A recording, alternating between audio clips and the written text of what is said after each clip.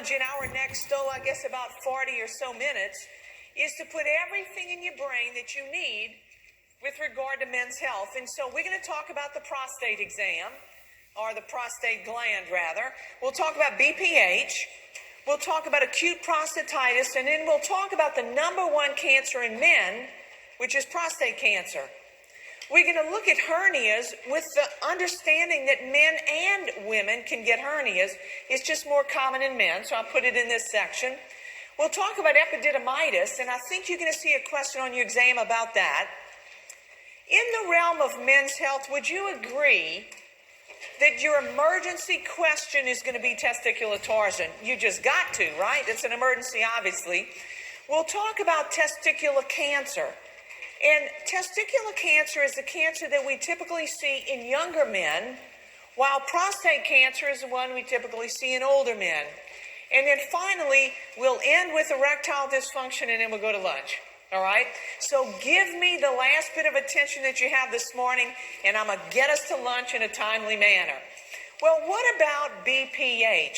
You know, they say that if men live to be old enough, every single one of them is going to have BPH. It's a non-cancerous enlargement of the prostate gland. And honestly, the older men are, if they've got a prostate gland, the bigger that prostate gland has become.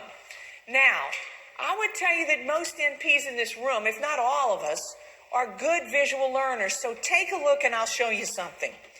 Here's a man's prostate gland. It's embedded in the lower pelvis, in both fat and in bone. If you want to examine this man's prostate gland, the best way to do it is by doing a rectal exam. If you do even an excellent rectal exam, I want you to appreciate that there's going to be a part of the prostate gland that you really can't palpate. So even an excellent exam won't let you palpate the entire gland. Now, suppose this man begins to develop BPH, and his prostate gland begins to enlarge. And it enlarges in an upward fashion. Can you just envision that the gland is going to push on the opening of the bladder? Can you envision that this man is going to have some symptoms like, I just went to the bathroom, but I feel like I got to go again because of incomplete emptying? Can you imagine that if a prostate gland is pushing up on the mouth of the bladder, that this man might tell you he's got to push to get urine started? Now, suppose that instead of enlarging in an upward fashion, the prostate gland begins to enlarge, but when it does, it squeezes and narrows the diameter of the urethra. If that happens, what symptoms might this man have? I'll bet you he's going to tell you he's got a weak urinary stream. I bet he's going to tell you he has to push to get urine going. And when he pushes and stops, urine is probably going to collect right here. And when that happens, and he walks, what symptom is he going to have? Dribbling, exactly. And so I usually say to the women in the room, that's unacceptable, right? Absolutely unacceptable. So that's what happens typically in men with BPH. So here's your first patient. It's Mr. Boudreau. You know, in South Louisiana where I live, we have loads of Boudreaux. And so we see a lot of Mr. Boudreaux.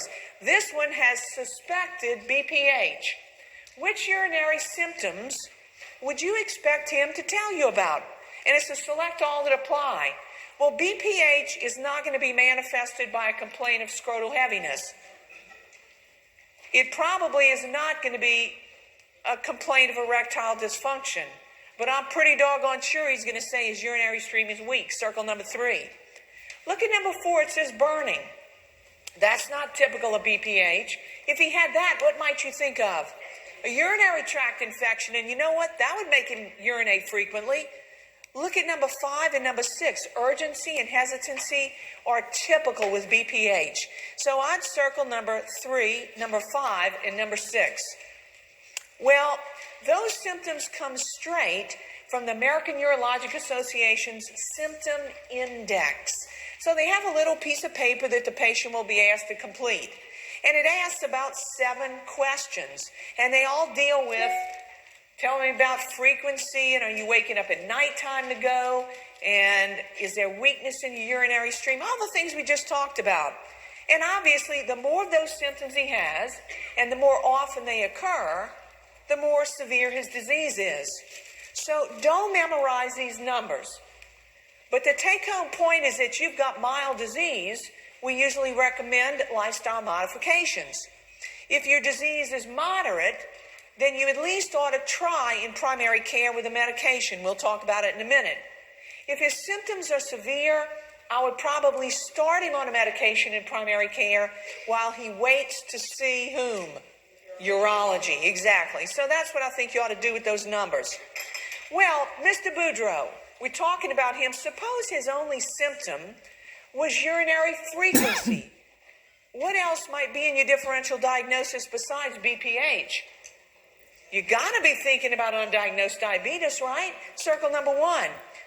Might you be thinking about a urinary tract infection? Yeah, those patients go over and over again. Circle number 2. I really don't think he's got acute prostatitis because there are plenty of other symptoms that accompany that. And it's not just urinary frequency.